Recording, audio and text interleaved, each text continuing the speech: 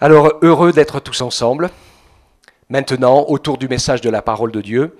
C'est un privilège que nous avons de pouvoir partager cette parole. Le titre de mon message pour aujourd'hui, qui est une réponse un petit peu à...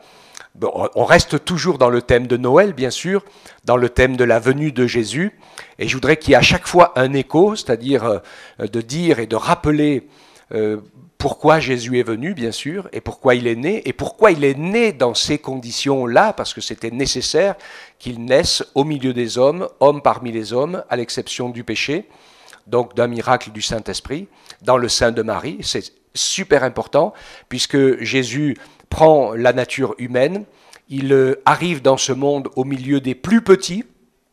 Donc je rappelle dans le message enregistré de la semaine dernière, de ce que j'ai dit, c'est qu'il s'est fait plus petit parmi les petits, il a vécu la plus horrible de toutes les morts, et il a vaincu la mort en ressuscitant, c'est quelque chose d'extraordinaire. Tout ce qui concerne la personne de Jésus est un miracle. Qu'est-ce qu'on fait avec ça ? Parce qu'il y a une autre réalité que je vais pas spécialement appeler un miracle, mais qui est une réalité essentielle, c'est que Jésus, quand il nous a créés, Dieu, quand il nous a créés, le Père, le Fils, l'Esprit, quand il nous a créés à son image. Donc il a mis de sa nature en nous, et cette nature, c'est l'éternité.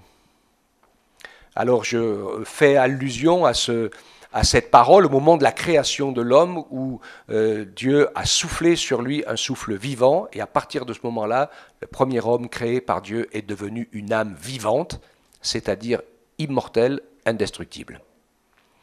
Et ça, c'est fondamental pour nous. Il y a beaucoup de gens qui pensent qu'une fois qu'on est mort, il n'y a plus rien, on retourne à la poussière, mais rien qu'en regardant la vie, en regardant les questions que les hommes se posent, en regardant la manière que nous avons d'exister, eh bien, c'est facile et évident de comprendre et de reconnaître que nous sommes créés avec la nature de Dieu. Nous ne sommes même pas très intégrés à la création. Parce que quand notre esprit et notre imagination débordent, eh bien, on a tendance à faire des choses qui sont plutôt destructrices pour la création. On pourrait en faire des mieux, on peut en faire des moins bien. Ça veut dire qu'on a un certain pouvoir et une certaine capacité. Et je crois que si on demandait à Dieu son conseil pour tout, il nous aurait sûrement conduit différemment. Mais comme on pense qu'on n'a pas besoin de lui, ni de ses conseils, et qu'on en fait chacun à notre tête, eh bien nous voilà dans le monde que nous avons voulu. Mais il n'empêche quand même que nous sommes une âme vivante.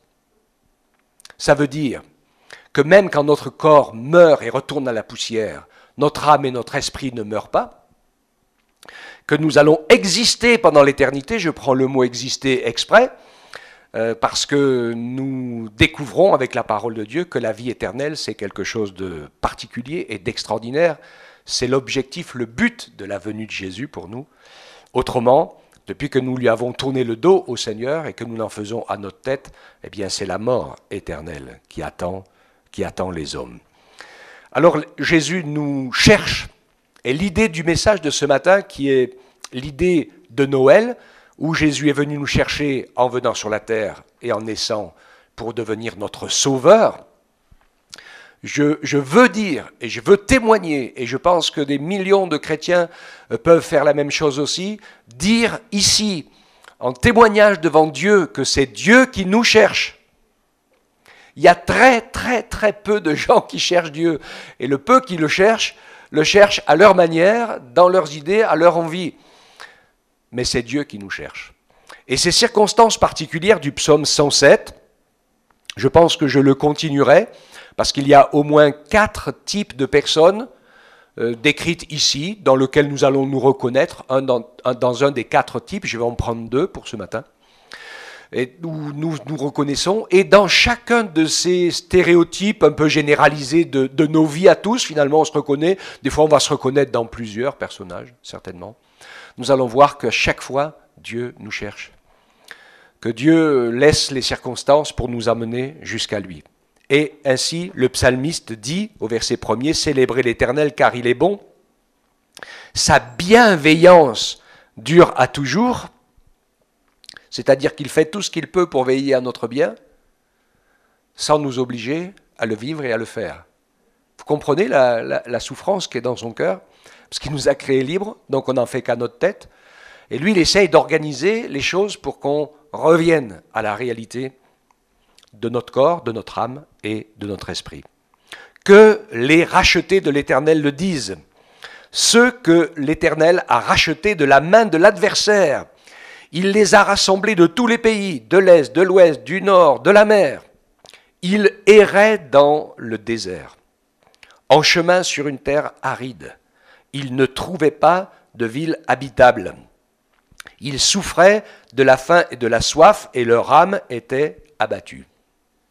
Nous avons ici la description de quelqu'un qui cherche le bonheur, la réussite, le sens de la vie, qui est en train de se poser, et je l'espère, toutes sortes de bonnes questions fondamentales. Je suis très très inquiet pour la génération qui monte. Parce que, qu'est-ce que vous voulez faire? Je ne sais pas. C'est quoi pour vous l'objectif de la vie? Je ne sais pas. Pour certains, Florence qui va à la MA de Guéret, on pose la question, est-ce que vous avez prévu que toute votre vie soit ça? Je rentre, je sors, je rentre, je sors, je rentre, je sors. C'est ça le but et l'objectif de votre existence. Y a-t-il encore aujourd'hui quelqu'un qui se pose la question, mais pourquoi je suis sur la terre?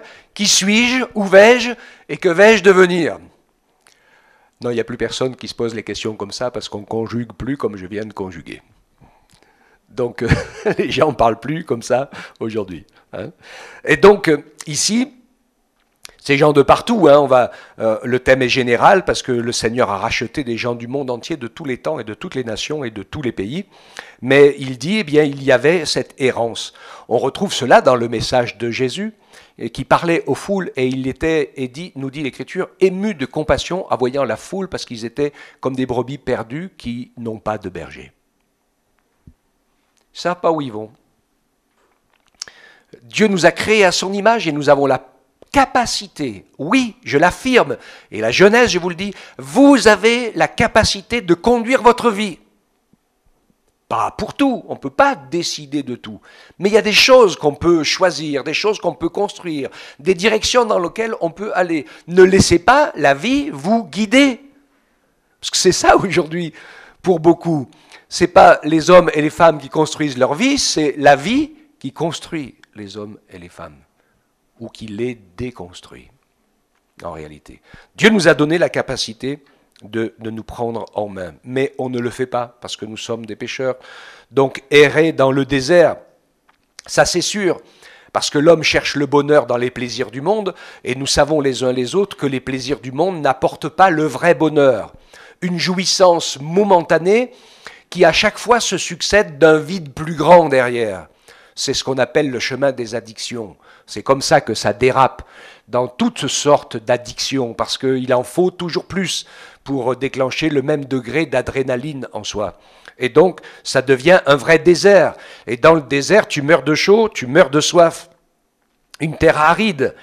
Et il n'y a pas de ville habitable. Il n'y a pas d'endroit où trouver le vrai bonheur. Je confirme, perds pas ton temps, le vrai bonheur, celui que Dieu veut te donner, et tu ne le construiras pas avec les matériaux de la terre. Ça, c'est sûr. Le vrai bonheur, eh bien, c'est de prendre soin de cette âme vivante que Dieu nous a donnée. En fait, la torture, l'origine de ce qui ne va pas bien, c'est que notre âme, elle est faite pour vivre en relation avec Dieu par notre esprit et par le Saint-Esprit. Notre âme, elle est faite pour être nourrie des paroles de Dieu qui lui donnent la vie et qui lui apportent la nourriture, comme le corps. Hein. On a besoin de toutes sortes de nourriture pour que notre corps soit en bonne santé. Si on mange n'importe quoi, n'importe comment, mangez pas trop de chocolat, hein, on va être malade. Et eh bien, l'âme, c'est pareil. Il y a beaucoup de gens qui donnent de la nourriture toxique à leur âme. Et donc, c'est la famine. C'est la détresse, et notre âme se retrouve ainsi avec souffrir, comme il est dit, de la faim, de la soif, et l'âme abattue. Et il est dit, dans leur détresse, ils crièrent à l'Éternel, Il les délivra de leurs angoisses, il les conduit par le droit chemin pour qu'ils trouvent une vie habitable, qu'ils célèbrent l'Éternel pour sa bienveillance et ses merveilles en faveur des humains, car il rassasie l'âme avide et il a comblé de bien l'âme affamée. Vous voyez que dans ce premier texte, il est question de notre âme, de notre état de vie, le prix de notre âme, de notre rencontre personnelle avec le Seigneur.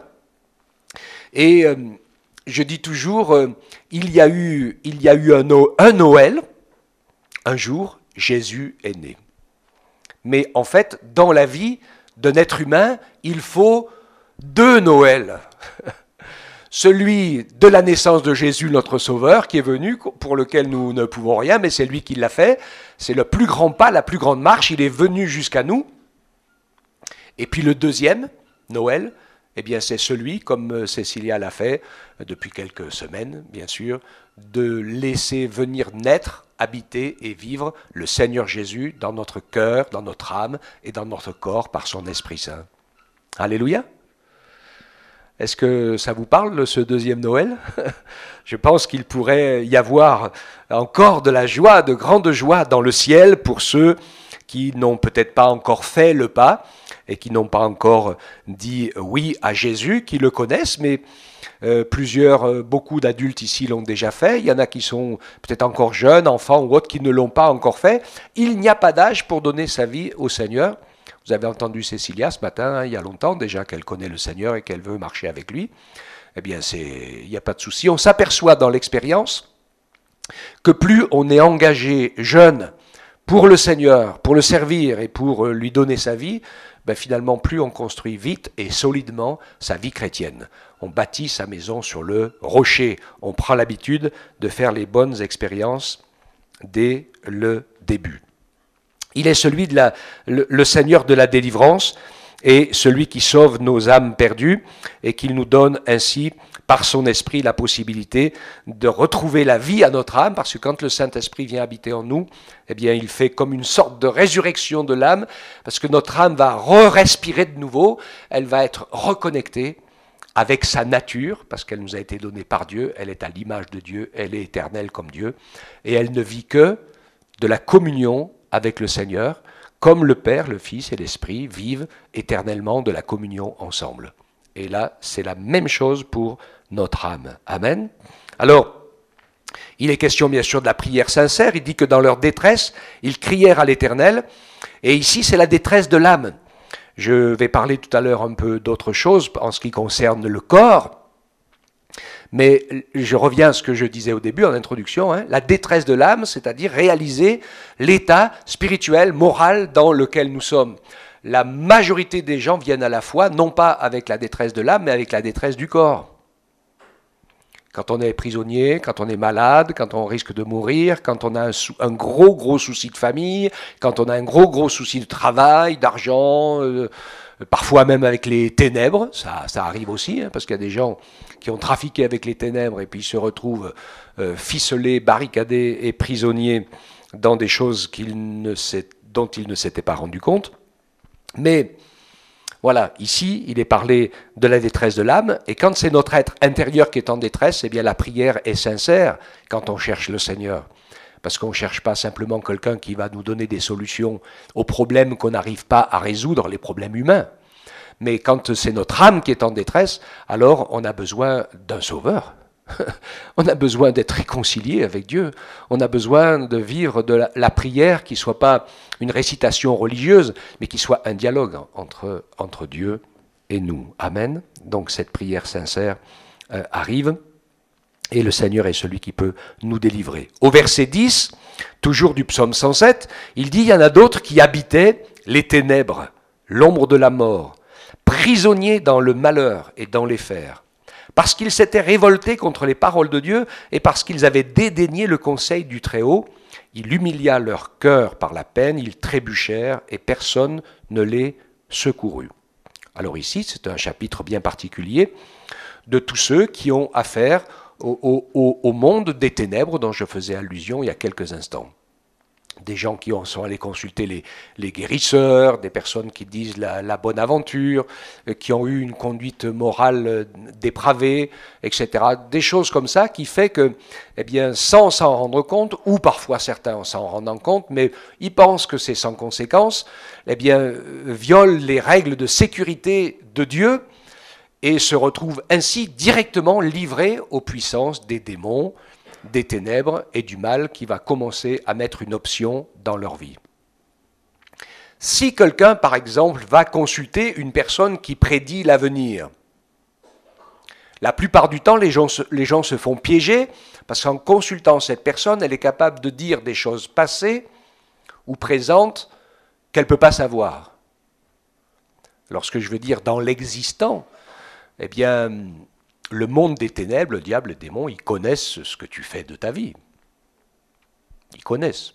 Donc quelqu'un qui est habité d'un esprit de divination, il peut te raconter quelque chose que toi, ou tout seul, ou d'autres personnes savent uniquement. Donc on se dit, oh là là, ils y voient clair, etc.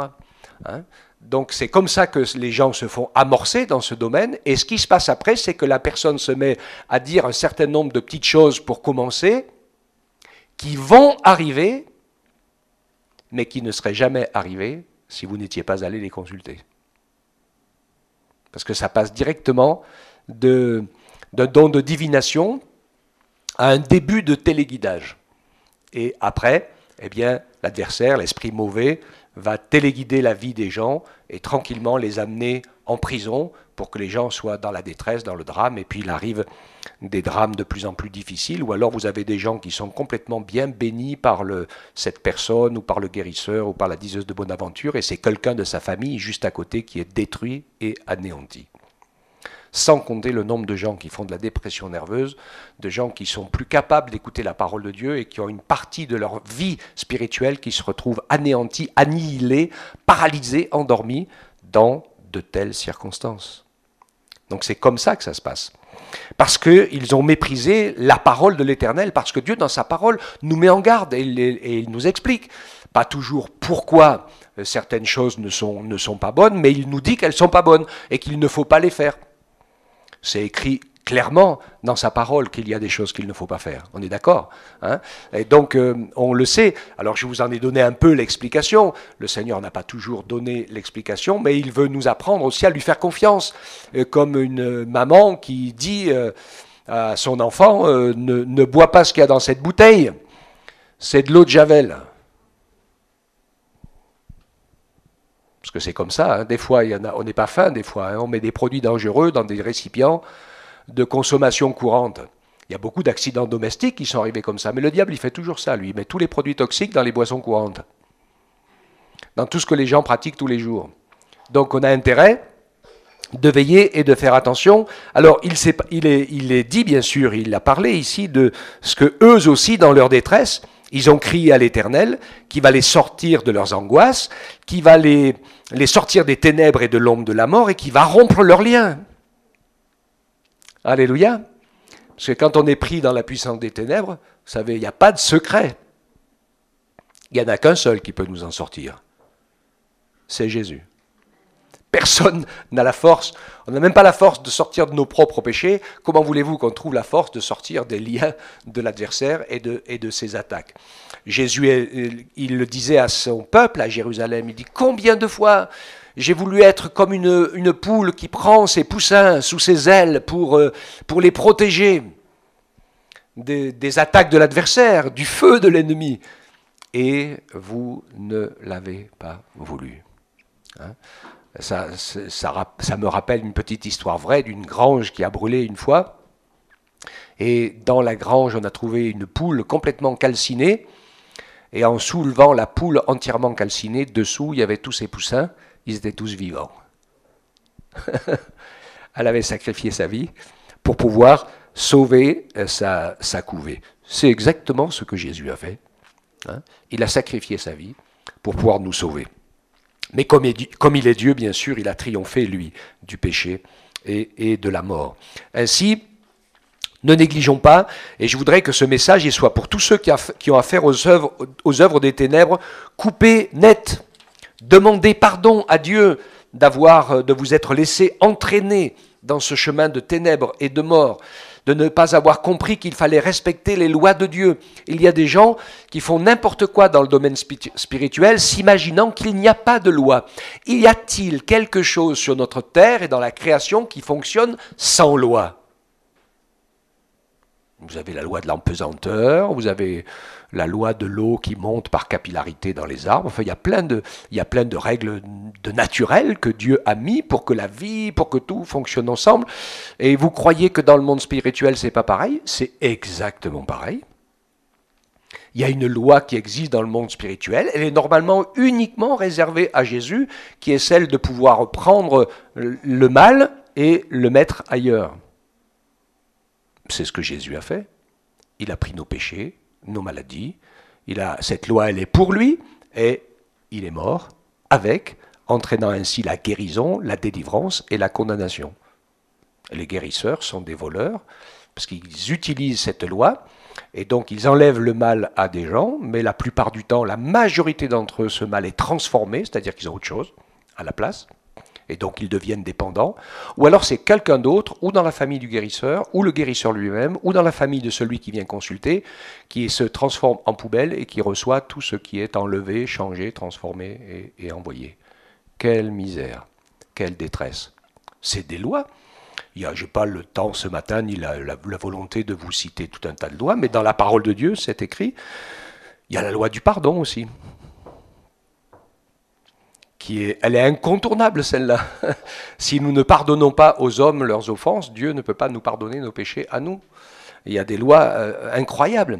Il y a la loi de l'amour du Seigneur. Hein, et la loi de l'amour, elle est difficile à apprendre pour nous parce qu'il y a beaucoup plus de joie à donner qu'à recevoir dans la loi de l'amour. Hein, et c'est pas évident parce que naturellement, bien sûr, on a toujours l'impression qu'il nous manque quelque chose et on prend. C'est le réflexe naturel humain. Et puis on n'est pas plus heureux ni plus satisfait parce que de toute façon, plus on prend, il nous manque toujours. Et que Dieu nous fasse la grâce d'apprendre ainsi à donner. Jésus affirmait et confirmait dans Jean 14,6, il dit « Je suis le chemin, la vérité, la vie, et nul ne vient au Père que par moi. » Donc le Seigneur est celui qui veut délivrer tous ceux qui habitaient et qui étaient prisonniers du monde des ténèbres, dans le malheur, dans les fers, parce qu'ils n'écoutaient pas et ne connaissaient pas la parole de Dieu. Alors, je veux dire, finalement, il y en a qui savent les choses qui sont écrites dans la Bible, mais ils ne les mettent pas en pratique. Finalement, ils sont plus responsables que ceux qui ne savent pas. Mais il y a un phénomène qui m'avait toujours paru bizarre un peu quand j'étais jeune, mais qui est quand même une réalité, c'est que nul n'est censé ignorer la loi. Alors ça, c'est pour la loi des hommes, mais nul n'est censé ignorer les lois de Dieu. Et je vous parlais de la loi de la pesanteur, hein. Même si c'est un enfant innocent qui ne connaît pas la loi et qui enjambe le balcon, qu'est-ce qui va arriver? Eh bien, il va tomber dans le vide. La loi, elle est comme ça. Et donc, combien nous avons besoin de plonger nos regards dans la parole du Seigneur, de demander son conseil et d'apprendre à connaître sa parole, parce que tout a été créé par sa parole. Avant qu'il y ait le ciel et la terre, il y avait déjà sa parole, et il a dit un jour, la terre et le ciel, tout passera, mais ma parole ne passera pas. La parole, elle est éternelle, le plan de Dieu, les lois de Dieu, l'amour de Dieu, la révélation de Dieu, elle est immuable, tout est fondé dessus, tout le reste n'est que temporaire. Comme notre petit corps sur la terre. Mais par sa parole, Dieu a dit qu'il faisait de nous une âme vivante, donc notre âme est indestructible, parce que sa parole l'a dit. Et c'est comme ça. Même pour ceux qui ne le croient pas, ils se réveilleront de l'autre côté. Comme je le dis souvent, c'est triste quand je dis ça, mais il y a beaucoup trop de gens, malheureusement, qui se réveillent qu'une fois qu'ils sont morts. Et c'est dommage. S'il avait pu se réveiller avant, ça aurait été très bien. Dieu essaie toujours de nous sauver. C'est lui qui nous cherche. Il est dit, il les humilia, leur cœur dans la peine, ils trébuchèrent, personne ne le secourut. Parfois, le Seigneur, on prie, heureusement, hein, il ne peut pas obliger les gens, mais il crée les temps et les circonstances pour qu'on se trouve coincé. Et au moins 2 ou 3 fois dans la vie d'un être humain, le Seigneur nous coince pour que, si on ne veut pas de son secours, c'est de propos délibérés et fermes qu'on le choisisse clairement. Parce qu'au jour du jugement, on se retrouvera devant lui, et au moins 2 ou 3 fois dans chaque vie, le Seigneur pourra dire, tu vois, là, là et là, je suis venu te chercher, je suis allé à ta rencontre, et tu as dit non. Et l'Écriture nous dit que toute bouche sera fermée. Enfin, eux, dans leur détresse, ils ont crié à l'Éternel, il les a sauvés de leurs angoisses. Donc, deuxième élément, le premier que nous avons vu ensemble, qui était le salut éternel de l'âme, mais c'est lié avec. Ici, c'est sauver de ses angoisses, c'est la paix avec Dieu, par le pardon de ses péchés. Et il rompit leurs liens. Donc, c'est la délivrance du monde des ténèbres. Amen. Jésus a dit, je vous donne ma paix, je vous laisse ma paix. Je ne la donne pas comme le monde donne. Hein. Le monde, il a passé son temps à signer des traités de paix, et puis à les violer en continuant à se faire la guerre. Même c'est des fois même pas signé que qu'ils ont déjà recommencé à se battre. Hein. Mais Jésus, lui, eh bien, il a signé le traité de paix à la croix, par son sang, avec chacun d'entre nous. Si tu veux faire la paix avec Dieu, eh bien, il va permettre ainsi que tu puisses célébrer l'Éternel pour sa bienveillance, pour ses merveilles en faveur des humains, car il a brisé les portes de bronze et rompu les verrous de fer, et on pourrait écouter le témoignage de centaines et de milliers de personnes qui ont été délivrées des liens de la mort, qui ont été délivrées de possessions démoniaques, qui ont été délivrées d'alliances toxiques, morbides, etc., qui détruisaient leur vie, délivrés de forces supérieures. C'est ce que le Saint-Esprit fait, guérir de ses blessures intérieures, pardonner de nos péchés, et le Seigneur va nous faire vivre le pardon et la réconciliation avec soi. Parce que je crois que des fois c'est ça le plus dur, de se réconcilier avec soi-même et de se réconcilier avec Dieu. Si tu n'arrives pas à te réconcilier avec les autres, c'est qu'il y a quelque chose qui ne tourne pas rond dans ta réconciliation avec Dieu, ou surtout peut-être dans ta réconciliation avec toi-même. S'accepter tel qu'on est. Comprendre que c'est Dieu qui nous a créés tous différents. Le bénir pour toute chose, lui faire confiance. Nous avons tous un mauvais côté, mais nous avons tous un bon côté, un plus que les autres n'ont pas. Et duquel le Seigneur veut se servir. Amen. Alors, qui est Jésus? Eh bien, Luc 19, 10 nous le dit, c'est le Fils de l'homme, et il est venu chercher et sauver ceux qui étaient perdus.